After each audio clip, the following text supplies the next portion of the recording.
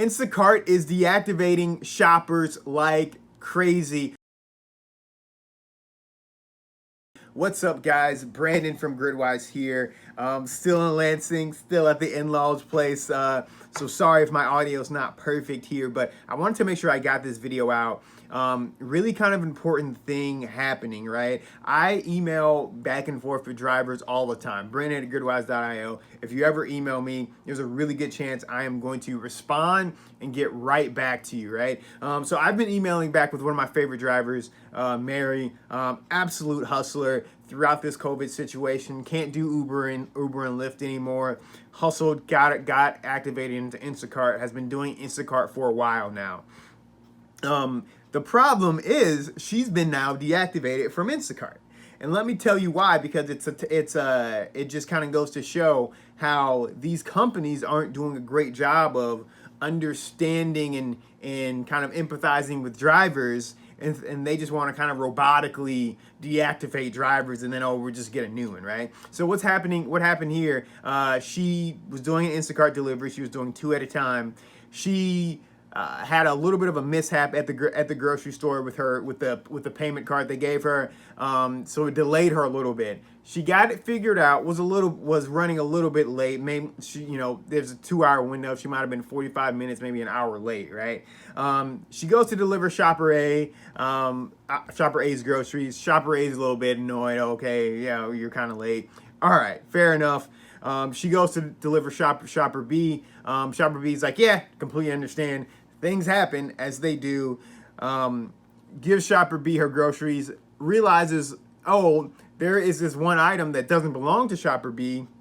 Shopper B gives it back to Mary, and then Mary goes and delivers it and says, okay, this belongs to Shopper A. Let me go deliver it back to Shopper A. She goes and does this. Shopper A never really realizes there's anything gone. Shopper A is incredibly mad about this forgotten grocery item that she didn't even realize was forgotten. Gets on Instacart's horn, complains, ends up getting this driver deactivated, right? So now Mary, who is the driver, she has no source of income. She can't do Uber and Lyft. She doesn't want to expose herself to COVID, which is, we're seeing these cases bubble up again. Doesn't want to expose herself there. So she would have to sign up for Postmates, DoorDash, Uber Eats, things like that. Those things are hard to do. Instacart does pay more, so it would be better for her to do Instacart. And now she can't do that. So it's kind of like twofold here. It's like one on the customer side, you always just see this issue with customers not understanding that drivers are people. Instacart shoppers are people. Have empathy for your fellow man, for your fellow woman in these times where they are trying, they're working, they're grinding through this process right now.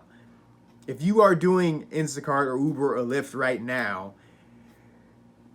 in a COVID-19 world, like, you are grinding. You are doing your absolute best to make things work, to make ends meet. So as a shopper, have some empathy for your fellow driver who is not in any sort of a better situation than you are. Definitely not. You have the privilege of being able to go out and get yourself and order groceries. They probably don't have that. So that's on one hand. That's certainly on the consumer's hand, but also on Instacart's hand. On the Instacart side, it's like these companies need to do a better job of appropriately actually reading these messages that drivers are getting, because, okay, you're going to go out and you're going to immediately deactivate. Well, did you really actually do any sort of investigation? Probably not. You probably listened to this customer. She could have said all sorts of things, and then she goes out and gets like this driver deactivated. Mary then goes and says, okay, I am going to go ahead and try to appeal this. I appeal this, and it doesn't even look like it's an automated message saying, no, you're still deactivated. Probably wasn't even read.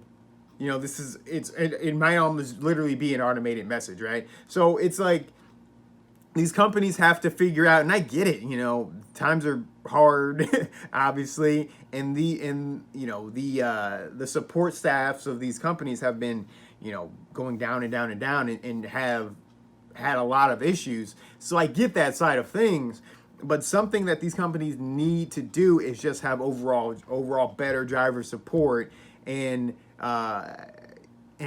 actually listen to drivers on these support messages. And that's been a problem for a long time. I suspect it's still going to be a problem, but I would definitely call on all of these big companies, Instacart, DoorDash, Uber, Lyft, Postmates, etc., to do better in terms, and strive to do better in terms of support for your drivers. But because a lot of times in these situations, especially with these deactivations, you're affecting lives.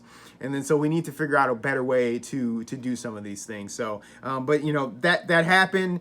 The best thing for drivers to do in these situations is to make as much noise as possible. We actually have a blog post that's releasing today kind of about this, how to get yourself reactivated. A lot of times that's going to be make as much noise as possible, contact support, contact support, contact support. Do not take no for an answer.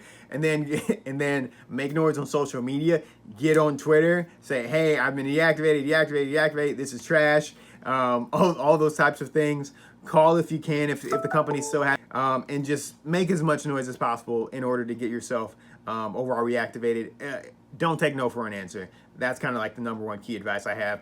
But before all that even happens, protect yourself by having a dash cam. Obviously, if you are in the delivery space, it's a little bit, you know, less effective, but still have a dash cam that shows your inside of your car and outside of your car. That's going to give you an extra layer of protection there. So hope everyone's safe. I hate to see drivers getting deactivated. I hate to see drivers' livelihood taken away from them. But again, also another reason to just be as cross-platform as possible, right? You got to protect yourself. We don't know what's going to happen in terms of these deactivations. We don't know what's going to happen in terms of, you know, things that are continuing to happen in the world from a COVID standpoint. So be cross-platform, guys. Get on every single thing you can. Start that now.